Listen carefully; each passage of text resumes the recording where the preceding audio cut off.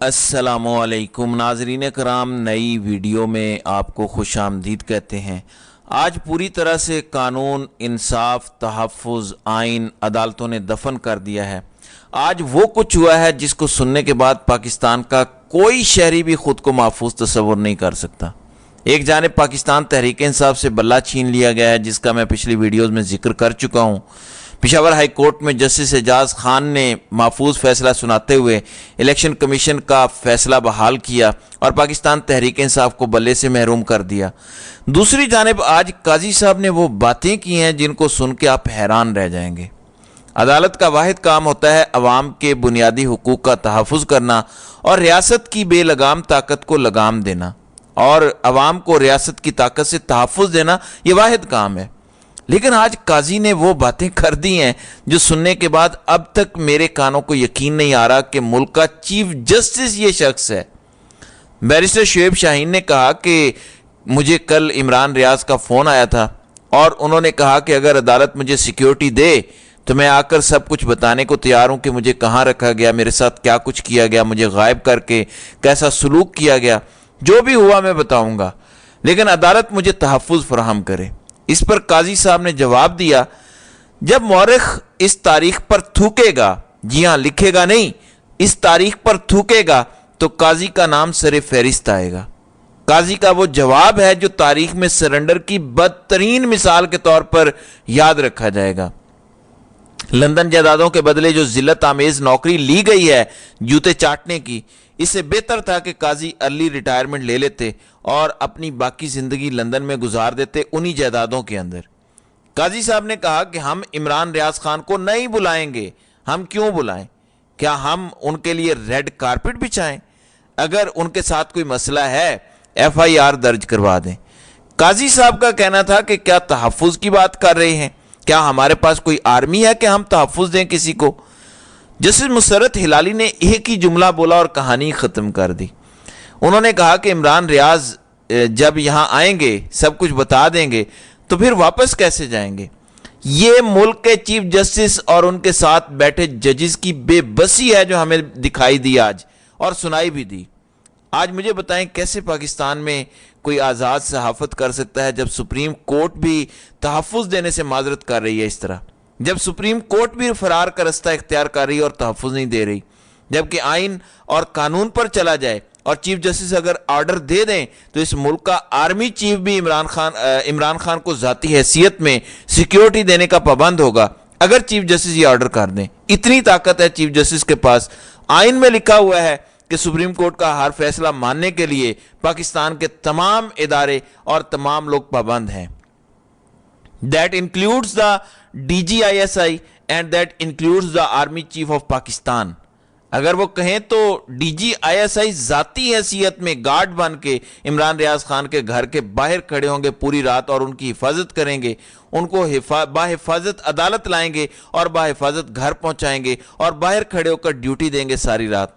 ये chief justice का इख्तियार है, वो इस्तेमाल नहीं करना चाहता तो ये उसकी मर्जी है। और ये मशवरे दूसरों को देना कि शीरी मज़ारी ने मिसिंग पर्सन का बिल थ्रू नहीं किया तो इस्तीफ़ा क्यों नहीं दिया, तो जनाब अगर आप किसी को नहीं बुला सकते तो आप मुस्ताफ़ी क्यों नहीं हो जाते? कोई भी नालायक जज अगर किसी को इंसाफ नहीं दे सकता तो इंसाफ के सबसे बड़े ओहदे पर बैठने का उसके पास कोई हक नहीं है। आज लगा था कि काजी साहब शायद कहेंगे कि चलो ठीक है बुला लें, सुन तो लेते हैं इमरान रियाज खान पे क्या गुजरी है, लेकिन काजी साहब को फिर मुतीउल्लाह जान याद आ गए और बुग़्ज़े इमरान निकलना शुरू हो गया।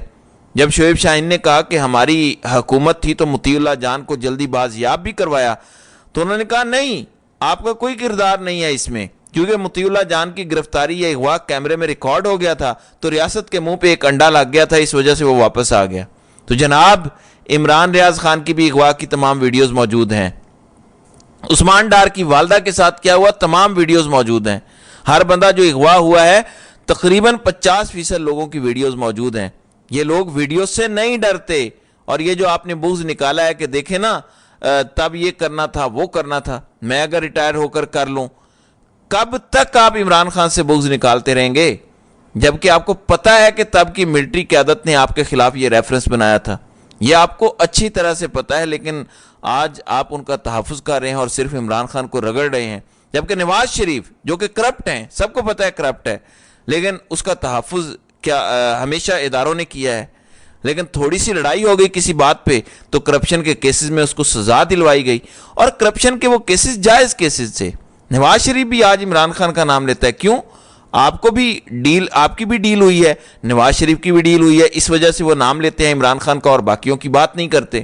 عمران خان کا کیا لینا دینا تھا نواز شریف کے کیس سے؟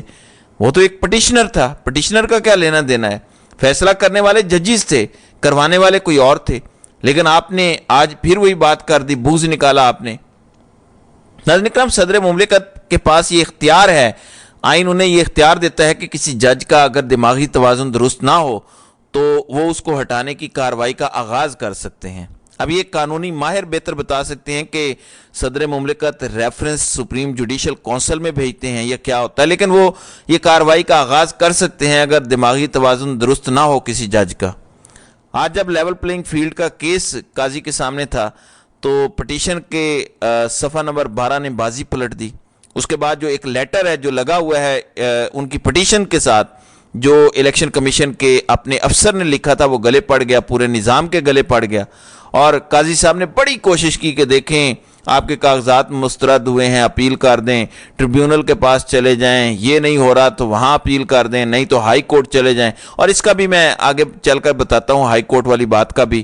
تو قاضی صاحب ٹالنا چاہ رہے تھے، لیکن جب یہ لیٹر اور یہ سب سامنے آیا اور بتایا گیا، قاضی صاحب سی ڈی تک دیکھنے کو تیار نہیں ہے. جو درخواست دی گئی ہے اس میں لکھا ہے کہ the data has been gathered through monitoring of various social media platforms, اور نیچے لکھا ہے data provided by P T I E M C has also been incorporated, یعنی سوشل میڈیا سے بھی ڈیٹا لیا گیا ہے. اور پی ٹی آئی کا اپنا جو الیکشن مینجمنٹ سیل ہے اس نے بھی ڈیٹا اکٹھا کر کے دیا. یہ سارا کچھ کلیکٹ کر کے سپریم کورٹ آف پاکستان کو دیا گیا. کوئی ثبوت دیکھنے سے انکار کر دیا، کوئی بھی ثبوت دیکھنے سے انکار کر دیا، سی ڈی تک چلوانے سے سپریم کورٹ میں انکار کر دیا.